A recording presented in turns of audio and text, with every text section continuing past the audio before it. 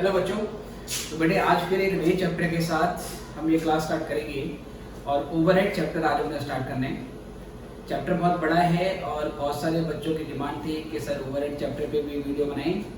तो बेटा अब फाइनली हम ओवरहेड चैप्टर को स्टार्ट करने जा रहे हैं। ठीक है, तो जैसे कि हमारी सभी क्लासेस का पैटर्न रहा है, हमने पहले इसकी थ्योरी समझ ली है, उसके बाद धीरे धीरे कंसेप्ट बिल्ड करेंगे और थ्योरी और कंसेप्ट बिल्ड करने के बाद फिर धीरे धीरे हम प्रैक्टिकल पोर्शन पे आएंगे। बेटा ध्यान रखना है कि ये जो ओवरहेड का चैप्टर है इसमें थ्योरेटिकल पोर्शन बहुत ज़्यादा है। जो प्रैक्टिकल क्वेश्चन है वो तो है ही, लेकिन इस चैप्टर में थ्योरेटिकल पोर्शन बहुत ज़्यादा है, तो आपको थोड़ा सा पेशेंस रखना पड़ेगा, थ्योरी अच्छे से करनी पड़ेगी, फिर जाने उसके बाद ही आपको प्रैक्टिकल पार्ट समझ में आएगा। विदाउट थ्योरेटिकल पोर्शन, जब तक आप थ्योरेटिकल पोर्शन को नहीं करेंगे उसके बिना प्रैक्टिकल पार्ट करना आपके लिए बिल्कुल भी पॉसिबल नहीं हो पाएगा। तो थ्योरी के लिए एक चैप्टर में तैयार रहें। धीरे धीरे ये चैप्टर की थ्योरी जब आपके समझ में आने लगेगी तो ये चैप्टर आपके लिए बहुत मज़ेदार चैप्टर बनने वाला है। तो इसी को हम अच्छे से करेंगे और चैप्टर को स्टार्ट करते हैं। ठीक है बच्चों, चलिए देखते हैं ओवरहेड्स। बेटा बात करते हैं इसके बारे में।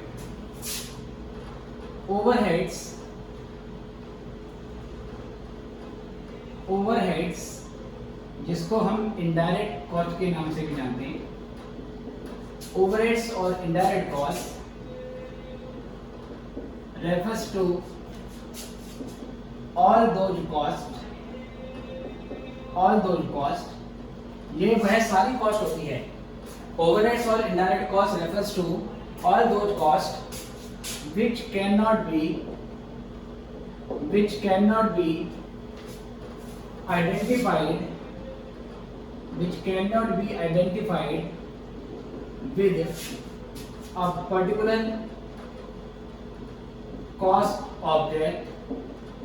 a particular cost object in an economic feasible manner, which cannot be identified, or we can say linked, which cannot be identified or linked with a particular cost object in an economic feasible manner। और बेटा economic feasible manner का मतलब क्या है? Economic feasible manner का मतलब है that is in cost effective manner, that is in cost effective manner. जी बेटे, तो मैंने आपको बताया कि इनडायरेक्ट कॉस्ट एक ऐसी कॉस्ट होती है, ओवरहेड एक ऐसी कॉस्ट होती है जिसको हम किसी कॉस्ट ऑब्जेक्ट के साथ आसानी से आइडेंटिफाई लिंक नहीं कर पाते हैं।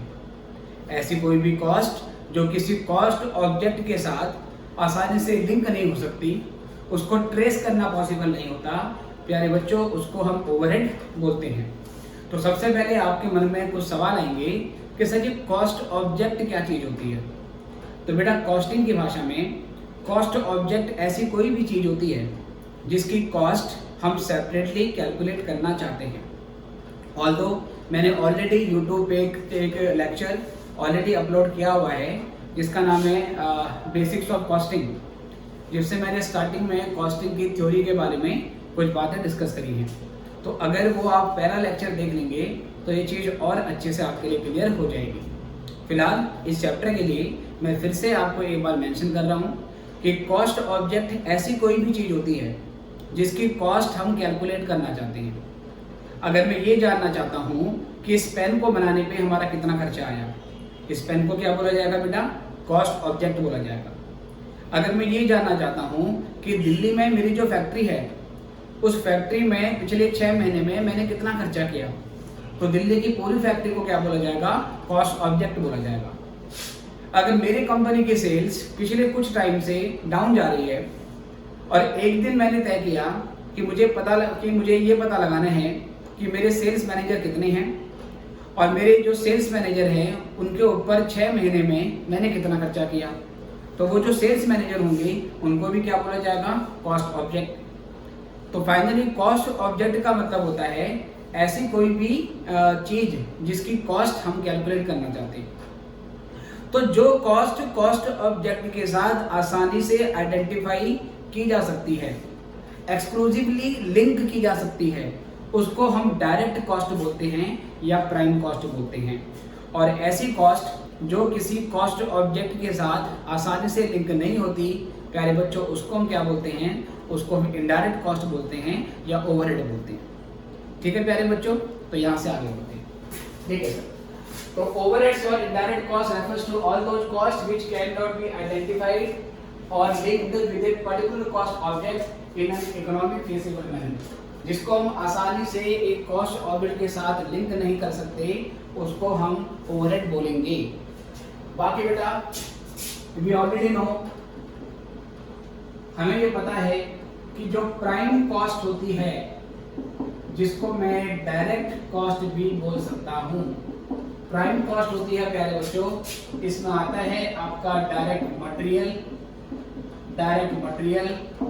इसमें आता है आपका डायरेक्ट लेबर, जिसको डायरेक्ट वेजेस भी बोल सकते हैं बच्चों, और एक बेटा इसमें आपका आता है डायरेक्ट एक्सपेंसेस। अगर मैं इन तीनों को जोड़ देता हूँ, इन तीनों को ऐड करने से मेरी प्राइम कॉस्ट बन के आ जाती है।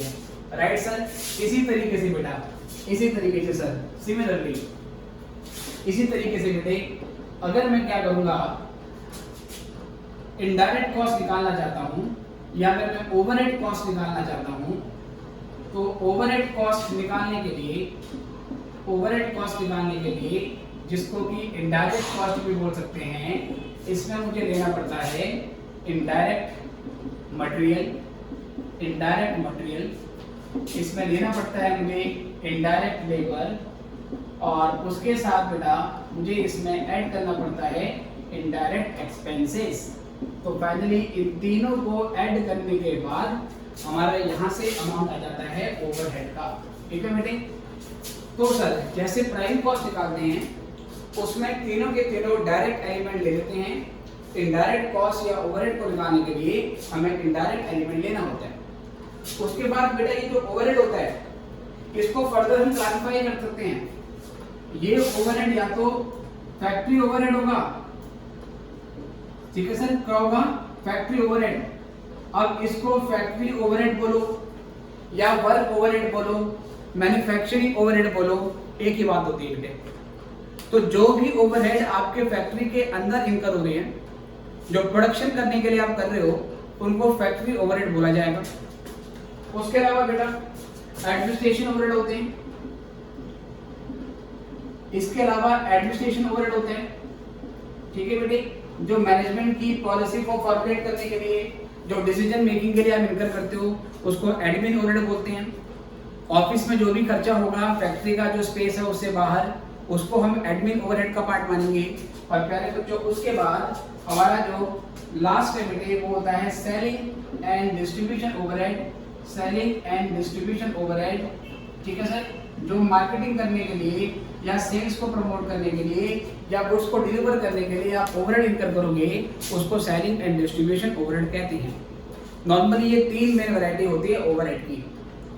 उसके अलावा सर ओवरहेड को फिर फर्दर सब क्लासिफाई कर सकते हैं कि आपका ओवरहेड फिक्स ओवरहेड है या वेरिएबल ओवरहेड है या सेमी वेरिएबल ओवरहेड है।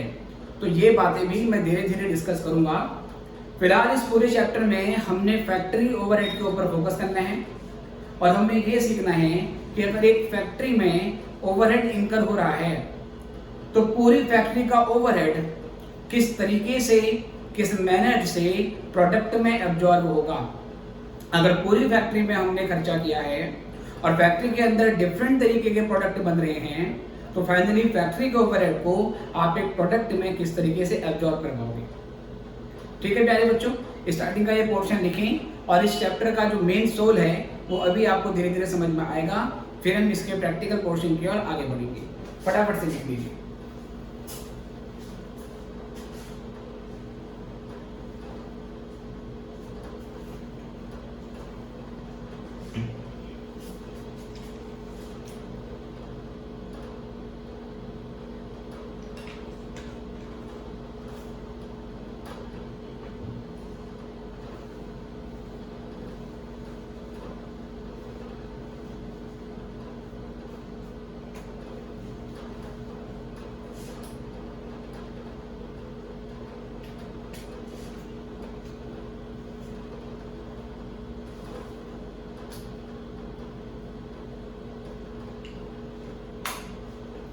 ओके बच्चों, आई गेस आपने इतना कर लिया है, तो यहाँ से हम आगे बढ़ेंगे और यहाँ से बेटा अब हम अगले टॉपिक की ओर बढ़ते हैं। ठीक है सर, तो ओवरहेड पहले आपको मैंने डिफाइन कर दिया, जिसको एक कॉस्ट ऑब्जेक्ट के साथ आसानी से लिंक नहीं कर सकते उसको बोलेंगे ओवरहेड। अब बेटा इसकी जरा आगे की बात समझो। तो मैंने बताया इस चैप्टर में मेनली हमने फैक्ट्री ओवरहेड्स के बारे में बात करनी है। ठीक है सर, चलो देखते हैं सर क्या चीज होती है।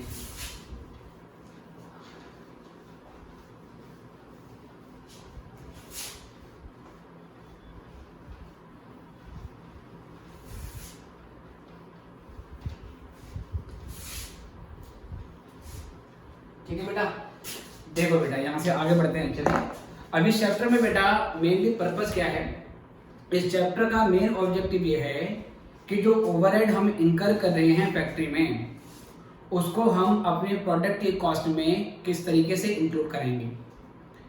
देखो बच्चों, ऐसा होता है कि डायरेक्ट कॉस्ट तो ऐसी होती है, या प्राइम कॉस्ट भी उसको बोलते हैं हम लोग। डायरेक्ट कॉस्ट या प्राइम कॉस्ट ऐसी कॉस्ट होती है जो किसी कॉस्ट ऑब्जेक्ट के साथ आसानी से आइडेंटिफाई की जा सकती है।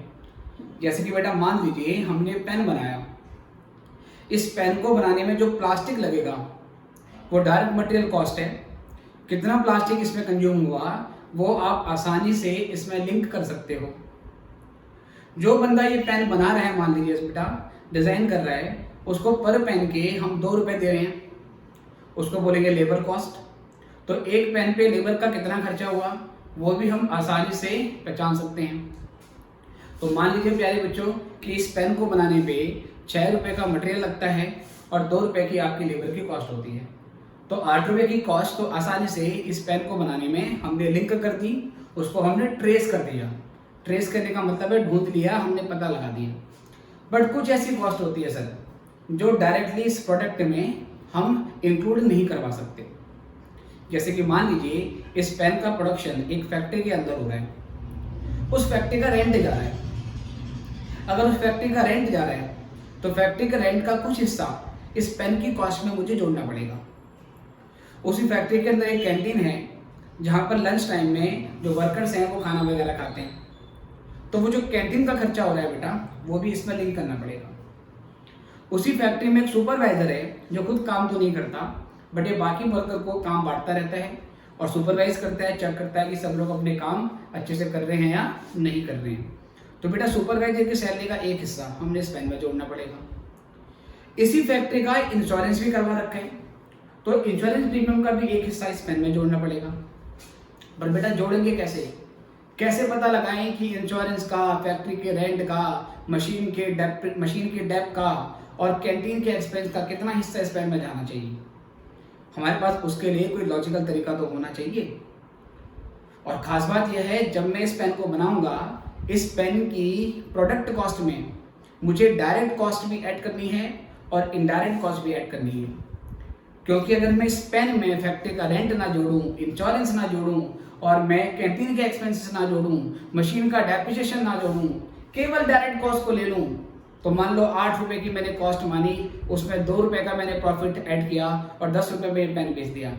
मालूम चला कि 10 रुपए का जो मेरे पास रेवेन्यू आया उसमें 8 रुपए की कॉस्ट तो ऑलरेडी थी, 2 रुपए मेरा प्रॉफिट बच रहा है, लेकिन उस 2 रुपए में से मुझे रेंट भी देना है, उस 2 रुपए में से मुझे इंश्योरेंस प्रीमियम भी पे करना है, उस 2 रुपए में से सर मुझे सुपरवाइजर की सैलरी भी देनी है।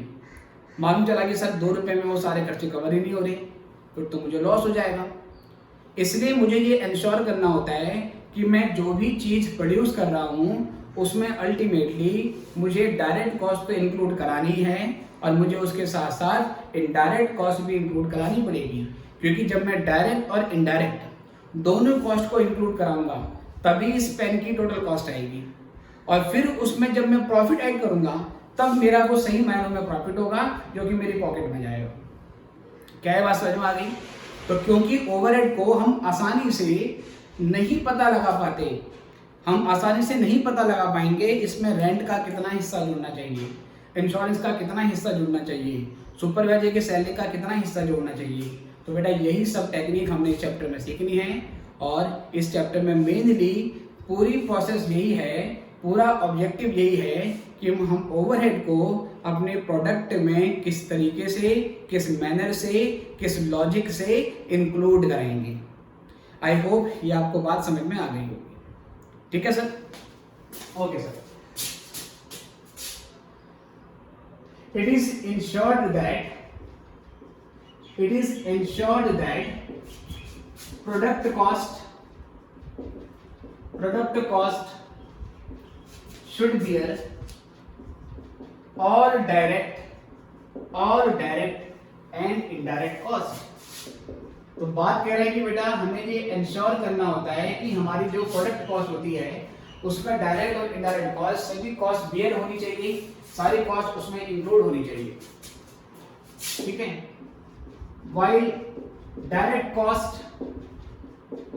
can be easily traced with products, हम डायरेक्ट कॉस्ट को प्रोडक्ट के साथ आसानी से ट्रेस कर सकते हैं। It is not the case with indirect cost, लेकिन इनडायरेक्ट कॉस्ट के साथ ऐसा नहीं होता। इनडायरेक्ट कॉस्ट मतलब ओवरहेड के साथ ऐसा नहीं होता। हमें ओवरहेड्स को प्रोडक्ट में इंक्लूड कराने के लिए कुछ स्पेशल एफर्ट लेने पड़ते हैं, स्पेशल स्टेप्स लेने पड़ते हैं, और इसी चैप्टर में हमने उसी के ऊपर पूरा फोकस किया हुआ है। ठीक है sir? Following procedure is followed या is used, following procedure is used to distribute या to include overheads in products। ठीक है सर? क्या कहना? सबसे पहले बेटा इसमें हमारा स्टेप आता है। ठीक है? सबसे पहले बेटा इसमें आपके पास आता है maintaining an accounting system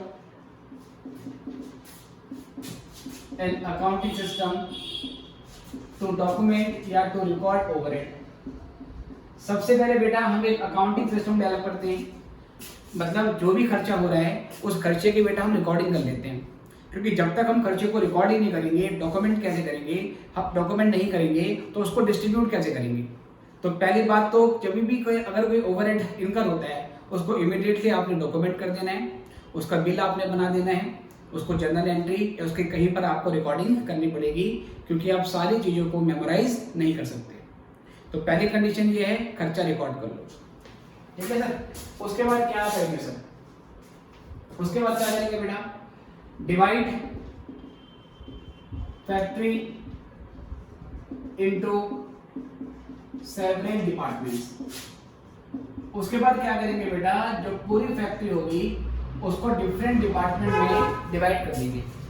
पूरी फैक्ट्री में क्योंकि डिफरेंट तरीके के प्रोडक्ट बनाए जा रहे हैं, पूरी फैक्ट्री में क्योंकि डिफरेंट तरीके की सर्विस दी जा रही है, तो आप इस बेसिस पर फैक्ट्री को डिवाइड कर लो। नॉर्मली जब हम फैक्ट्री में डिपार्टमेंट बनाते हैं तो फैक्ट्री को दो भागों में बांट देते हैं। दो भाग कौन कौन से होते हैं बेटा? जब मैं डिपार्टमेंट की बात कर रहा हूं तो फैक्ट्री दो पार्ट में बढ़ जाएगी। इसमें एक बढ़ जाएगी बेटा आपकी प्रोडक्शन डिपार्टमेंट, इसमें एक तो होगा बेटा आपका प्रोडक्शन डिपार्टमेंट, राइट बेटा, और दूसरा बेटा इसमें आपका होता है service department, factory department and service department, right sir. Production department और सर्विस डिपार्टमेंट ये दो तरीके से बांट देते हैं। प्रोडक्शन डिपार्टमेंट वो डिपार्टमेंट होते हैं जो टेंजिबल प्रोडक्ट बनाते हैं और ये मार्केट में बिकने के बाद रेवेन्यू कमा के लाते हैं। जैसे मान लीजिए कि आपकी एक फैक्ट्री है जो कि सर चेयर बनाती है, और चेयर भी एक वैरायटी की नहीं बनाती, डिफरेंट वैरायटी की चेयर बनाती है। एक डिपार्टमेंट ऐसा है जिसमें सिर्फ वुडन चेयर बनाई जाती है, एक डिपार्टमेंट ऐसा है जिसमें सिर्फ प्लास्टिक चेयर बनाई जाती है, ठीक है सर। और बेटा तीसरा डिपार्टमेंट ऐसा है जिसमें हम लग्जरी चेयर बनाते हैं, और उसमें सर लग्जरी कैसी बनेगी, उसमें डिफरेंट तरीके की आपकी वैरायटी है, वुडन का हो गया, प्लास्टिक का हो गया, या और कोई भी मटेरियल उसमें यूज किया जा सकता है। तो 3 हमारे अलग अलग डिपार्टमेंट हैं।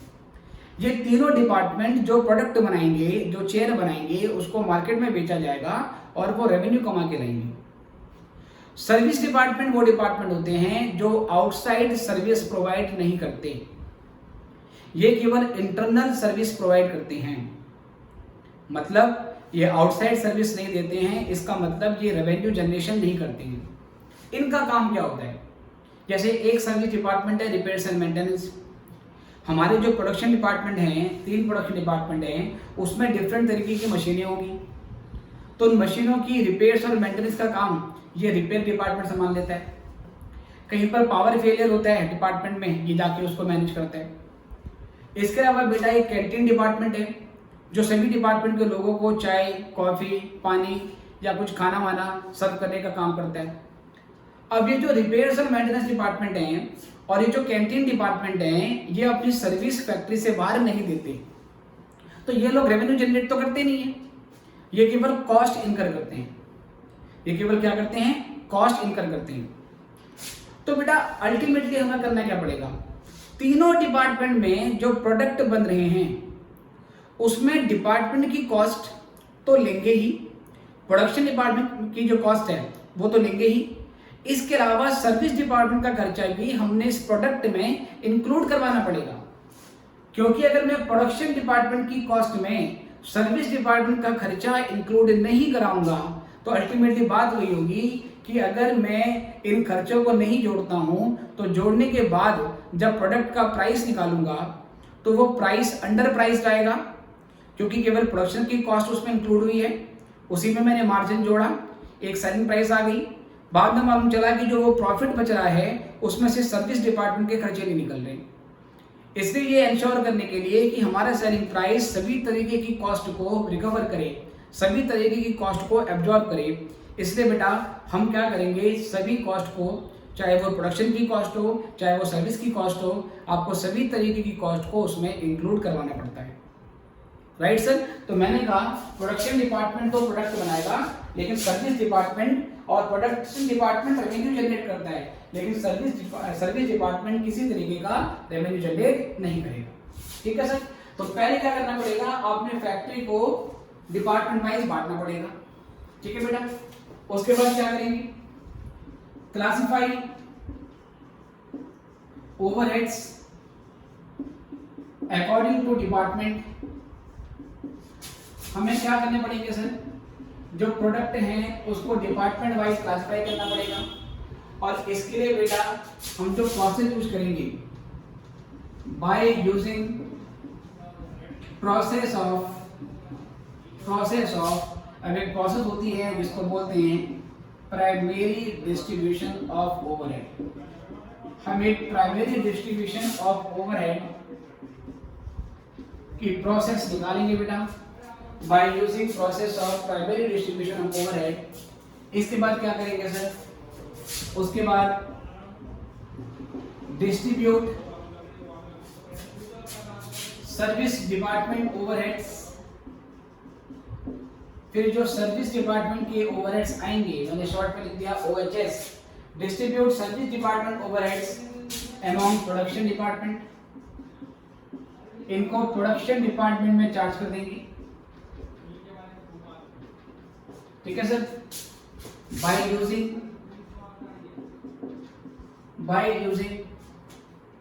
Secondary distribution of overhead. इसके लिए हम सेकेंडरी डिस्ट्रीब्यूशन ऑफ ओवरहेड को यूज करेंगे सर। इसके लिए हम सेकेंडरी डिस्ट्रीब्यूशन ऑफ ओवरहेड को यूज करेंगे। ठीक है बेटा? 5 बेटा। इसके बाद पॉइंट नंबर 5, इसमें क्या होगा बेटा, पॉइंट नंबर 5 में जब हम सर्विस डिपार्टमेंट के खर्चे प्रोडक्शन डिपार्टमेंट में डिस्ट्रीब्यूट कर देंगे, अल्टीमेटली सर्विस डिपार्टमेंट के खर्चे खत्म हो गए, क्योंकि इनके खर्चे यहाँ पर बढ़ चुके हैं। अब अगर हमारे 3 डिपार्टमेंट है, P1, P2, P3, हम तीनों डिपार्टमेंट में जो भी प्रोडक्शन हो रहा है उस प्रोडक्शन की कॉस्ट निकालेंगे, उसमें प्रॉफिट जोड़ेंगे, फिर सेलिंग प्राइस निकाल देंगे। तो बेटा जब हम प्रोडक्शन की कॉस्ट निकालते हैं उससे पहले हमें क्या करना पड़ता है, कैलकुलेशन ऑफ एब्जॉर्प्शन रेट। अभी बेटा केवल ये स्टेप लिखवा रहा हूं, ठीक है। इन सब के बारे में अलग से बात करेंगे। कैलकुलेशन ऑफ एब्जॉर्प्शन रेट और ईच डिपार्टमेंट। अब हर डिपार्टमेंट का एब्जॉर्प्शन रेट निकालेंगे, ठीक है। और फाइनल इसके बाद क्या होगा, ये लास्ट स्टेप होता है हमारा, calculate absorption rate of each department to absorb overheads in products. Overheads को प्रोडक्ट में एब्जॉर्ब करवाने के लिए फिर आप एब्जॉर्प्शन रेट निकाल देते हैं। तो अल्टीमेटली सर ये स्टेप आपको चैप्टर में फॉलो करने हैं, जिसमें से मेन हमारा जो प्रैक्टिकल पोर्शन होगा बेटा वो स्टेप नंबर 3 से स्टार्ट होता है।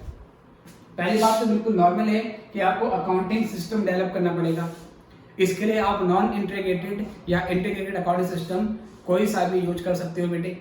उसका लेक्चर भी ऑलरेडी मैंने अपलोड कर दिया है, तो वहां से आप देख सकते हैं, ठीक है। अगर वो लेक्चर नहीं भी देखा है तो कोई दिक्कत नहीं है, उस चैप्टर का इसका कोई लिंक नहीं है, ठीक है बेटे। ये सेपरेट चैप्टर है और वो सेपरेट चैप्टर है।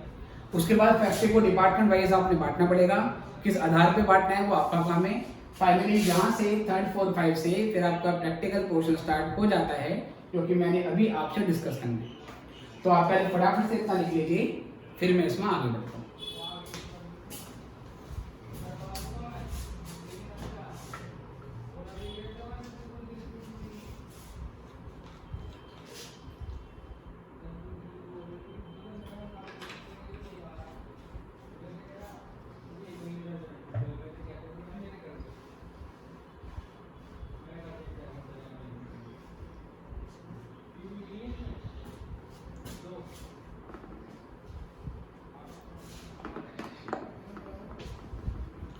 चलो बच्चों, आई गेस ये भी आपने यहाँ पे कर लिया है, तो अब मैं यहाँ से आगे बढ़ता हूँ।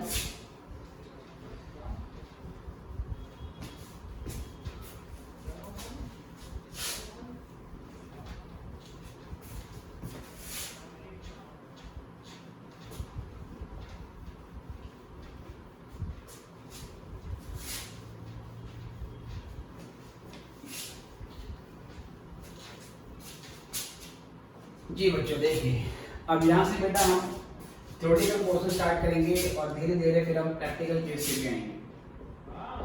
तो पहला इसमें आता है बेटा प्राइमरी डिस्ट्रीब्यूशन ऑफ ओवरहेड्स, ठीक है बेटे। ये हमारा टॉपिक है प्राइमरी डिस्ट्रीब्यूशन ऑफ ओवरहेड, इसके बारे में बात करेंगे सर, ठीक है sir. Okay, distributing overheads among several departments या among departments in a factory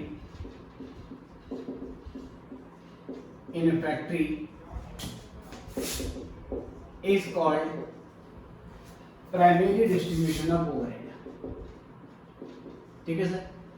जब हम क्या करेंगे, जब हम किसी फैक्ट्री के अंदर जो डिपार्टमेंट है बेटा, ये डिपार्टमेंट कौन से होंगे, ये होगा दोनों, या तो प्रोडक्शन डिपार्टमेंट होगा या बेटा सर्विस डिपार्टमेंट होगा, दोनों होंगे। जब हम स्टार्टिंग में कोई ओवरहेड लेते हैं और उसको प्रोडक्शन डिपार्टमेंट और सर्विस डिपार्टमेंट दोनों में बांट देते हैं, इस बात से कोई फर्क नहीं पड़ता है कि जो डिपार्टमेंट है वो प्रोडक्शन डिपार्टमेंट है या सर्विस डिपार्टमेंट है। पहले डिपार्टमेंट वाइज ओवरहेड को बांट दो। जब ऐसा होगा तो क्या बोलते हैं बेटा, उसको हम प्राइमरी डिस्ट्रीब्यूशन ऑफ ओवरहेड, ठीक है, is called primary distribution of overhead. इसको प्राइमरी डिस्ट्रीब्यूशन ऑफ ओवरहेड के नाम से जाना जाता है, राइट सर। अब बेटा क्या होगा, primary distribution of overhead, primary distribution of overhead includes primary distribution of overheads includes इसमें दो चीजें आती हैं बेटा। दो चीजें कौन कौन सी आती हैं, एक आती है इसमें एलोकेशन ऑफ ओवरहेड्स, इसमें एक आता है एलोकेशन ऑफ ओवरहेड्स, और दूसरा क्या आता है बेटा, दूसरा बेटा इसमें आता है apportionment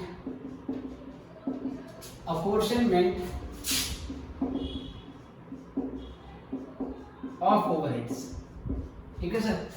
पॉइंट नंबर ए क्या है बेटा? पॉइंट नंबर ए है एलोकेशन ऑफ ओवरहेड और पॉइंट नंबर बी क्या है बेटा? अपॉर्चनमेंट ऑफ ओवरहेड्स। ये दोनों चीजें प्राइमरी डिस्ट्रीब्यूशन ऑफ ओवरहेड का पार्ट होती है। तो पहले ये समझना है कि एलोकेशन ऑफ ओवरहेड किसको बोलते हैं। ठीक है sir. When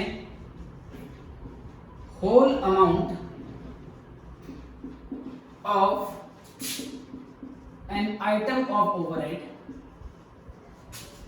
is charged to a particular department only,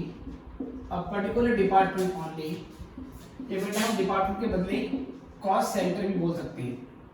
cost centre का मतलब सर, कॉस्ट सेंटर का मतलब ऐसा सेंटर या ऐसा डिपार्टमेंट जिसके लिए हम अलग से कॉस्ट कैलकुलेट करना चाहते हैं। It is similar to cost object.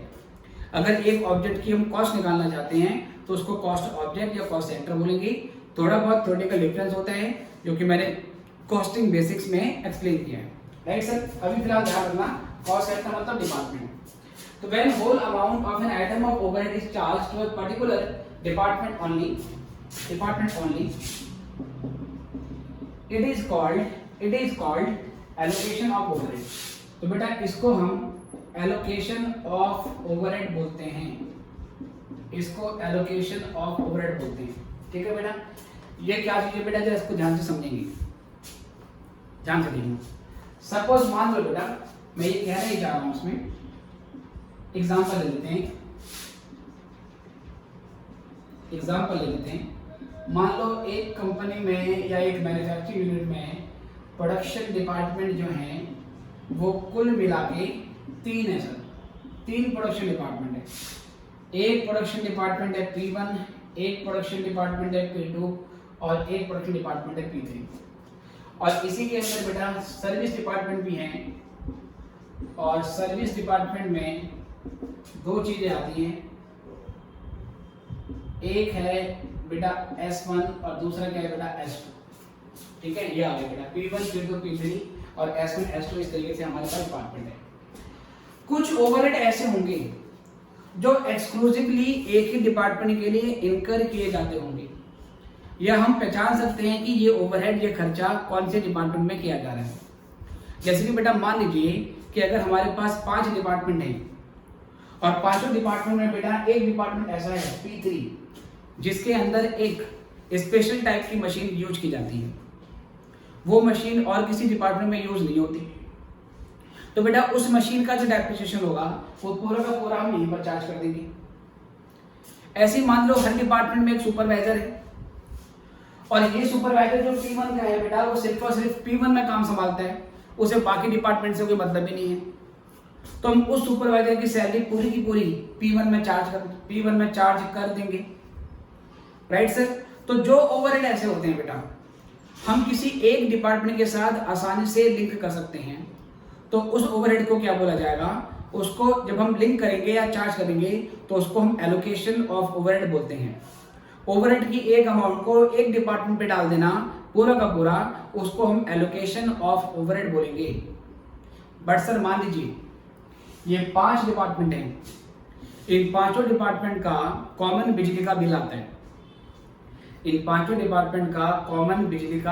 है, अब वो बिजली का बिल क्या मैं पूरा का पूरा एक डिपार्टमेंट पे चार्ज कर दूं?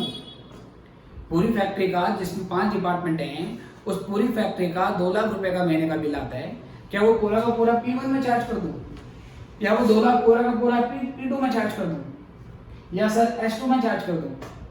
आपने बोला नहीं सर ऐसे कैसे चार्ज करोगे, बिजली तो सभी डिपार्टमेंट कंज्यूम करिए। तो अब मुझे क्या करना पड़ेगा प्यारे बच्चों, मुझे कुछ लॉजिक निकालना पड़ेगा जिसके आधार पर मैं पूरी फैक्ट्री के बिजली के बिल को इन 5 डिपार्टमेंट पे डिस्ट्रीब्यूट करूंगा। अगर 5 डिपार्टमेंट में अलग अलग मीटर लगे हुए हैं, सब मीटर लगे हुए हैं, तो मैं उसके आधार पर कंजप्शन निकालूंगा, उसके बेस पे बांट दूंगा। अगर बेटा ऐसा नहीं है तो मुझे और क्या करना पड़ेगा, या तो मुझे हर डिपार्टमेंट का एरिया देखना पड़ेगा, क्योंकि नॉर्मली जिस डिपार्टमेंट का एरिया बड़ा होगा वहाँ पर ज़्यादा बिजली पंखा चाहिए होगा, वहाँ ज़्यादा नंबर ऑफ बिजली, वहाँ पे ज़्यादा नंबर ऑफ फैंस, ज़्यादा नंबर ऑफ ट्यूब्स, ज़्यादा नंबर ऑफ बल्ब्स आपको चाहिए, तो वहाँ पावर ज़्यादा कंज्यूम हुई होगी। किसी डिपार्टमेंट का अगर एरिया छोटा है प्यारे बच्चों, तो वहाँ पर बिजली भी क्या लगेगी, वहाँ पे कम बिजली कंज्यूम होगी। ऐसा होगा या नहीं?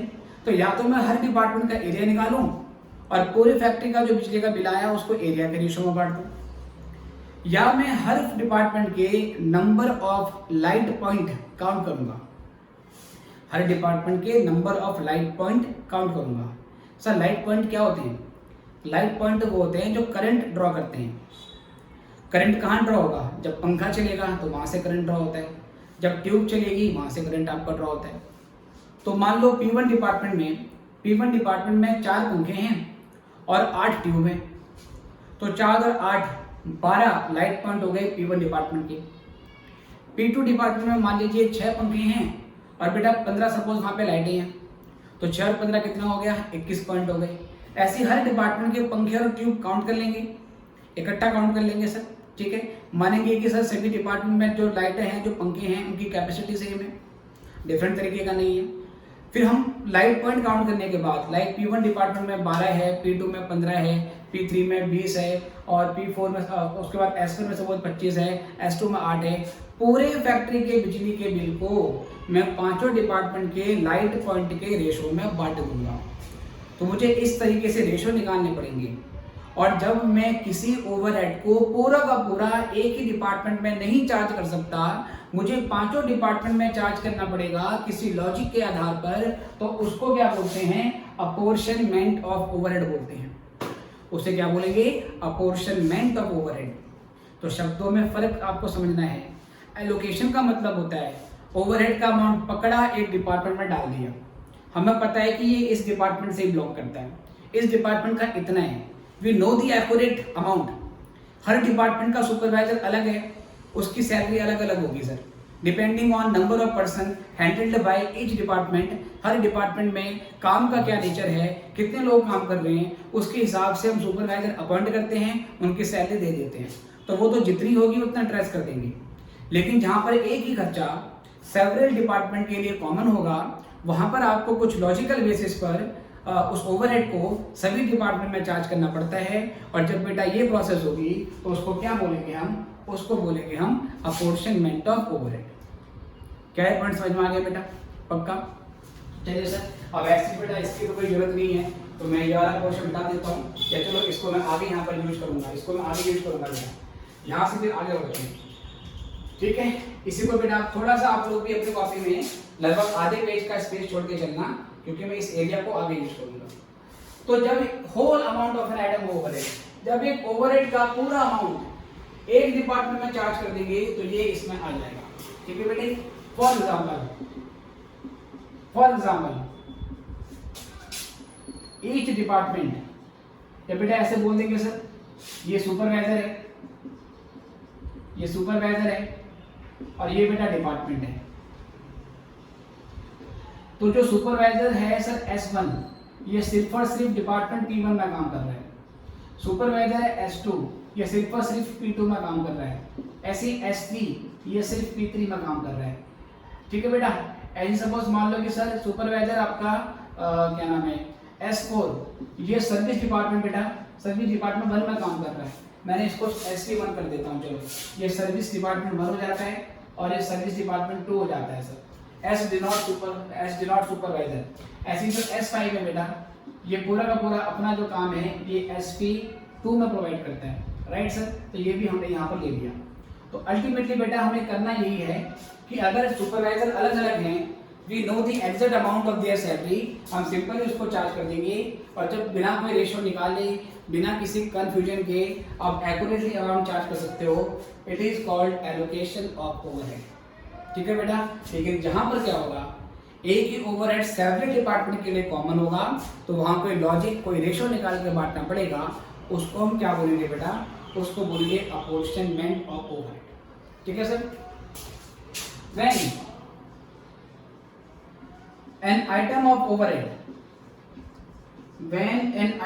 overhead is charged to two or more departments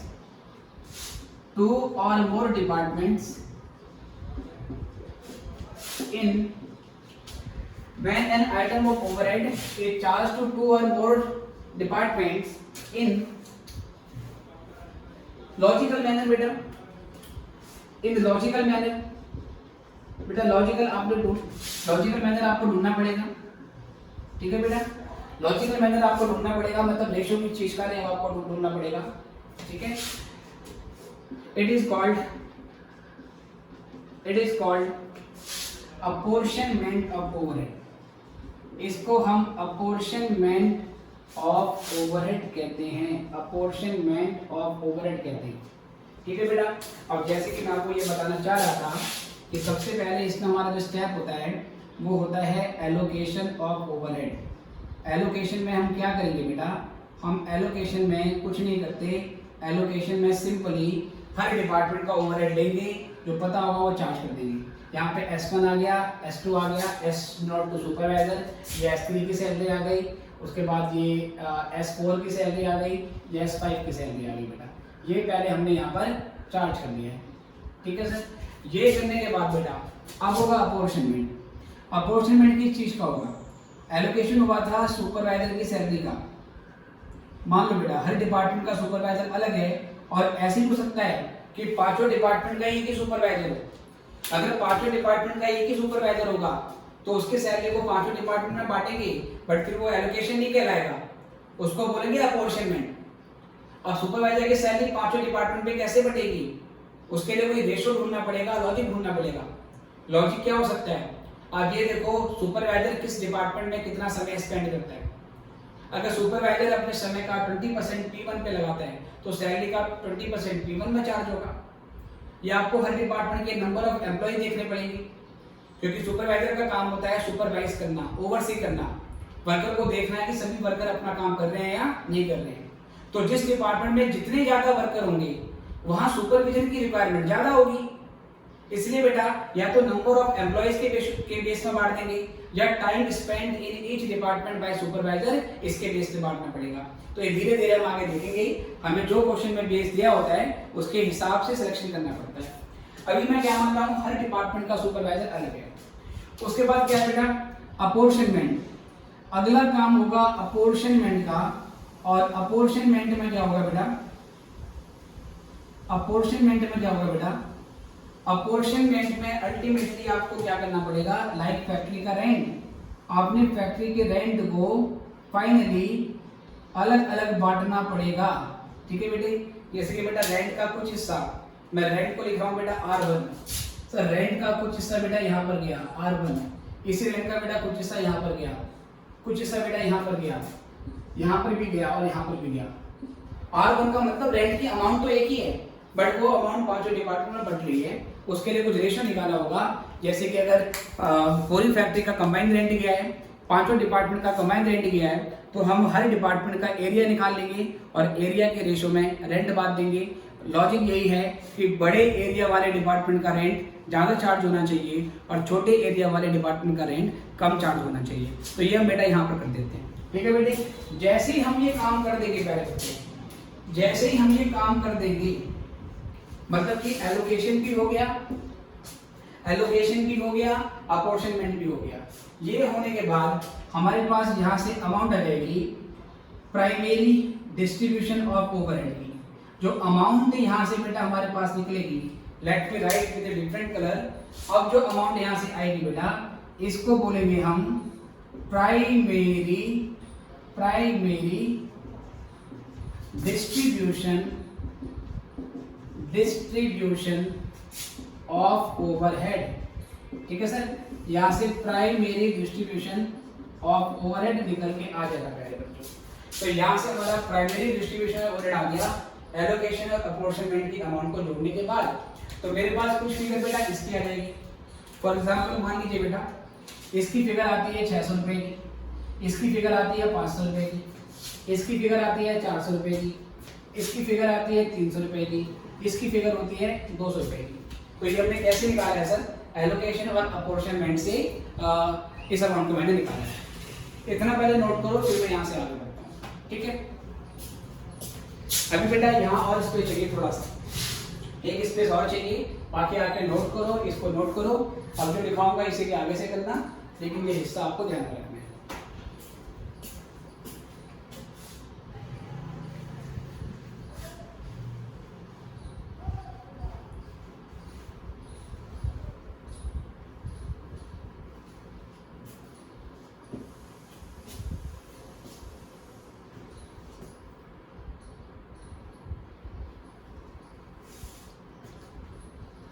चलिए बच्चों, आई गेस आपने कर लिया है। अदरवाइज आप किसी भी टाइम वीडियो को पॉज करके इसको नोट कर सकते हैं। ठीक है सर, अब मैं आगे कंटिन्यू करता हूँ। तो पहले मेरी बात आई प्राइमरी डिस्ट्रीब्यूशन ऑफ ओवरहेड की। ठीक है, आई गेस आपने ये भी कर लिया बेटा, तो मैं ये वाला हिस्सा भी मिटा देता हूँ और थ्योरी आप उसी के नीचे से आगे बेटा कंटिन्यू करेंगे। ये चीज़ भी बेटा मिटा देता हूँ मैं, ये मेरे काम का नहीं है, इसको भी हम मिटा देते हैं।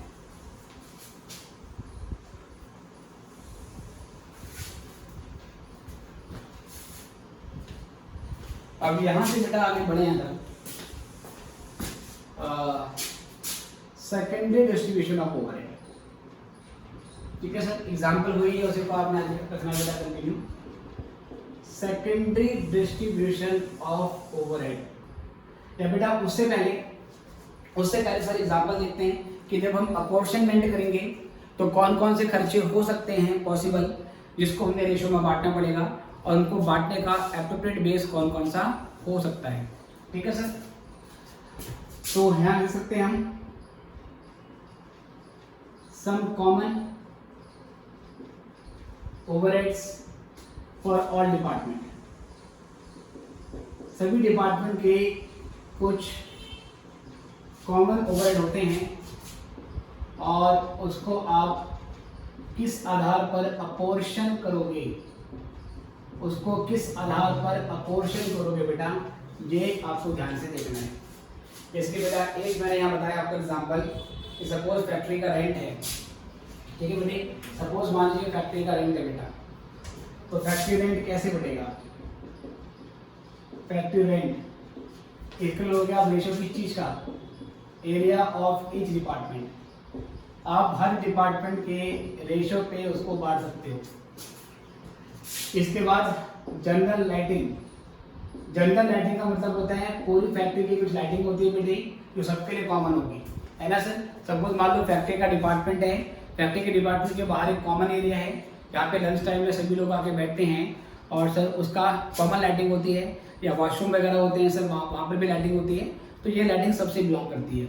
तो जनरल लाइटिंग जो होगी उसको हम कैसे कैसे बांटेंगे सर? उसके लिए सेम चीज, या तो number of light points in each department, या तो हर डिपार्टमेंट के लाइट पॉइंट ले लेंगे, या क्या करेंगे बेटा लाइट पॉइंट नहीं अवेलेबल है तो एरिया ऑफ ईच डिपार्टमेंट, हम हर डिपार्टमेंट के एरिया के बेसिस पे बांट देंगे। उसके अलावा बेटा factory insurance, insurance of factory building. ठीक है सर, फैक्ट्री बिल्डिंग का इंश्योरेंस करवा रखा है। Again area of each department, हर डिपार्टमेंट के एरिया के बेसिस पे बांट। इंश्योरेंस ऑफ असेट्स, डिपार्टमेंट में पूरी फैक्ट्री में जो असेट यूज की जा रही है बेटा उसका भी बेटा इंश्योरेंस है। उसके लिए क्या करोगे, हर डिपार्टमेंट की असेट अलग अलग होगी, तो हर डिपार्टमेंट में कितनी असेट्स हैं उसकी वैल्यू जोड़ लो और वैल्यू के रेशो में आपको इंश्योरेंस जोड़ना पड़ेगा। अगर पूरी फैक्ट्री की सभी असेट्स का कॉमन इंश्योरेंस आता है तो। ठीक है सर, तो यहाँ पर क्या करेंगे sir, capital value of all assets in each department, ये आपको करना पड़ेगा। ठीक है बेटे, और इसके अलावा बेटा सपोज अगर हम बोल सकते हैं ये हो गया। इसके अलावा और कौन से खर्चे हो सकते हैं सर? पावर हो गई सर। जनरल लाइटिंग और पावर में बेटा डिफरेंस होता है। जनरल लाइटिंग क्या होती है, प्रोडक्शन से लिंक नहीं होता। प्रोडक्शन हो प्रोडक्शन नहीं हो, जनरल लाइटिंग आपको चाहिए चाहिए। अगर प्रोडक्शन नहीं भी होगा तो भी पंखा चलेगा, तो भी लाइटें जलेगी, ये जनरल लाइटिंग है। पावर क्या होती है कि जब मशीन चलेगी तो वो कुछ इलेक्ट्रिसिटी कंज्यूम करेगी, तो मशीन जब ऑपरेशन में होगी तभी इलेक्ट्रिसिटी कंज्यूम होगी, उसको हम पावर बोलते हैं। अब कौन सी मशीन कितना पावर कंज्यूम करेगी ये उसकी किलोवाट जो पावर होती है उसके ऊपर डिपेंड करता है। किलोवाट आवर्स देखते हैं, उसके बेस से बात करते हैं। ठीक है बेटा, पावर तो kilowatt hours of machines in each department.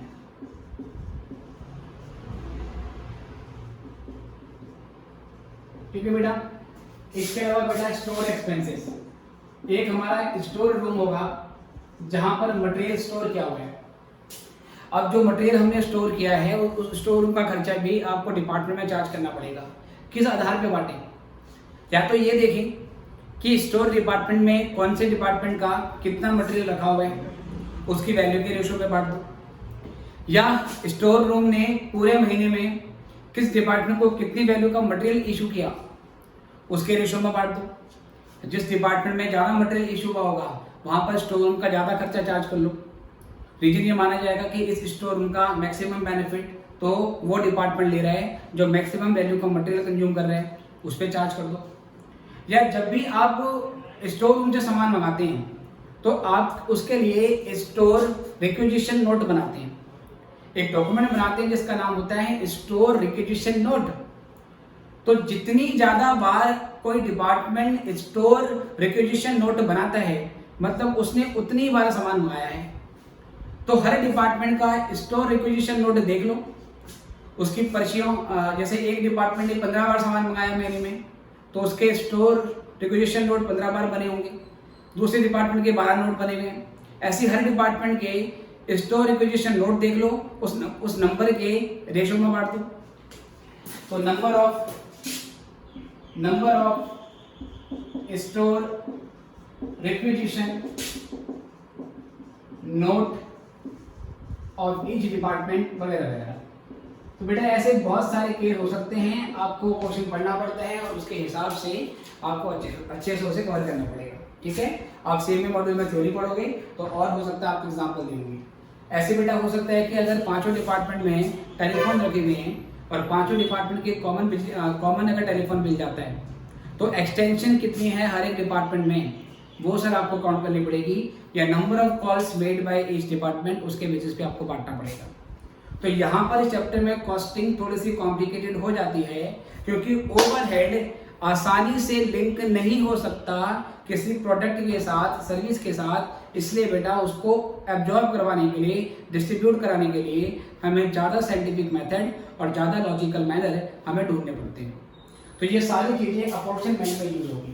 ठीक है बेटे, तो ये एग्जाम्पल भी उसी थ्योरी की आ गई, क्वांटिटेटिव में आपको लिखना है। इसको फिलहाल अभी ऐसे छोड़ना था, इसके नीचे आपका स्पेस अभी खाली होगा, इसको मैं और यूज करूँगा। ये ऊपर वाला पोर्शन लिखो, फिर मैं इसको मिटा दूँ।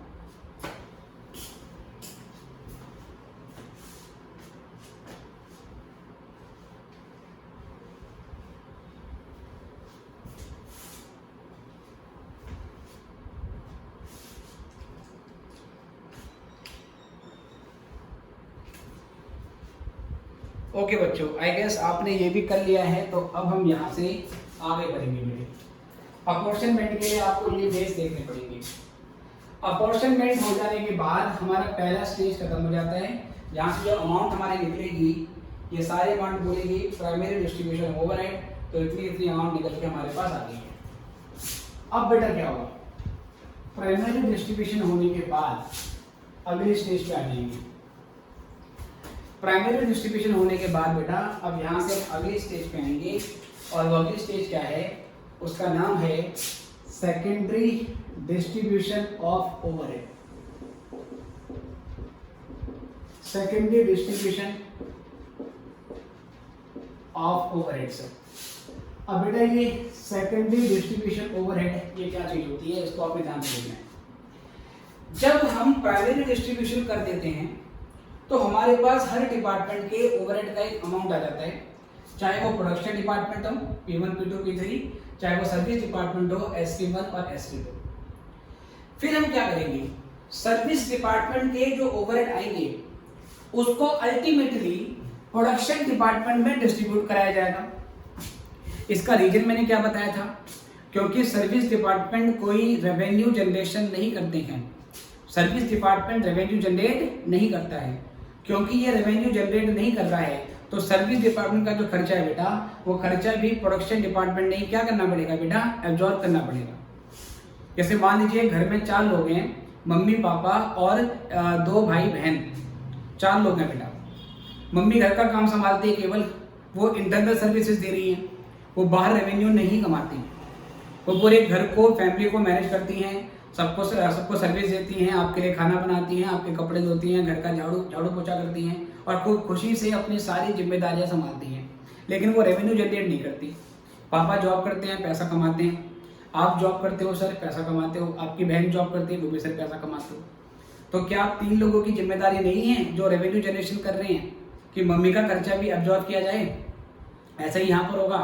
सर्विस डिपार्टमेंट इंटरनल सर्विस दे रहे हैं, ये रेवेन्यू जनरेट नहीं करेंगे, लेकिन इनके खर्चों को भी प्रोडक्शन डिपार्टमेंट ने एब्जॉर्ब करना पड़ेगा और फिर उसके बाद प्रोडक्शन कॉस्ट निकाली जाएगी। तो जब हम सर्विस डिपार्टमेंट के खर्चों को प्रोडक्शन डिपार्टमेंट में चार्ज कर देते हैं, तो उस प्रोसेस को बोलते हैं सेकेंडरी डिस्ट्रीब्यूशन ऑफ ओवरहेड। और सर्विस डिपार्टमेंट के खर्चे प्रोडक्शन डिपार्टमेंट में कैसे चार्ज होगा, उसके लिए अलग से बेटा एक टॉपिक आएगा, अलग से क्वेश्चंस आएंगे, वो तब हम डिस्कस करेंगे। अभी केवल मैं थ्योरेटिकल पोर्शन बता रहा हूँ, ठीक है। जैसे मैंने बताया प्राइमरी डिस्ट्रीब्यूशन ऑफ ओवरहेड क्या था, आपने कहा सर जब ओवरहेड सभी डिपार्टमेंट में बढ़ते हैं, चाहे वो प्रोडक्शन डिपार्टमेंट हो चाहे वो सर्विस डिपार्टमेंट हो, तो वो प्राइमरी डिस्ट्रीब्यूशन ऑफ ओवरहेड होता है। मैंने कहा बिल्कुल ठीक। सेकेंडरी क्या होता है सर? फाइनली सर्विस डिपार्टमेंट के जो ओवरहेड आते हैं उसको हम जो सर्विस डिपार्टमेंट के ओवरहेड आते हैं उसको हम प्रोडक्शन डिपार्टमेंट में डिस्ट्रीब्यूट कर देते हैं, ये सेकेंडरी डिस्ट्रीब्यूशन है। Is it okay? देखो sir, when overheads of service department,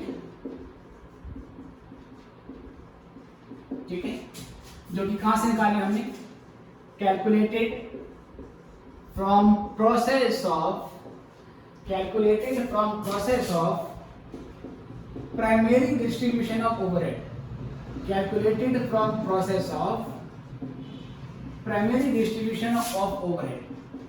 जिसको हम प्राइमरी डिस्ट्रीब्यूशन ऑफ ओवरहेड से क्या करते हैं बेटा, निकालते हैं। When overheads of service departments, जो कि हमने कैलकुलेट किए हैं प्राइमरी डिस्ट्रीब्यूशन ऑफ ओवरहेड से, are charged among production department. जब हम उसे प्रोडक्शन डिपार्टमेंट में चार्ज कर देते हैं, या बोल सकते हो डिस्ट्रीब्यूट कर देते हैं, production departments, it is called, इसको क्या बोलेंगे बेटा, इट इज कॉल्ड। और बेटा कैसे बांटेंगे, कुछ लॉजिकल बेस होगा, रैंडमली तो बांटा नहीं जाएगा, हर चीज के पीछे साइंटिफिक लॉजिक होगा, उस लॉजिक के आधार पे आपको बांटने हैं।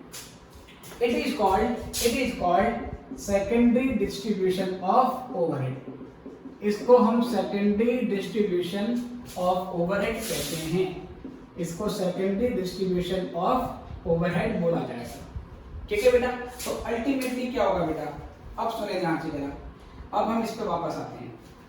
ये जो इसका अमाउंट आया, कितना आया सर, ये आया 300 रुपए का, ये आया 200 रुपए का, इन दोनों की टोटल अमाउंट कितनी हो गई, 500। अब ये 500 रुपए मैंने यहाँ बांट देने हैं, ये 500 रुपए मुझे तीनों में बांट देने हैं, ठीक है सर।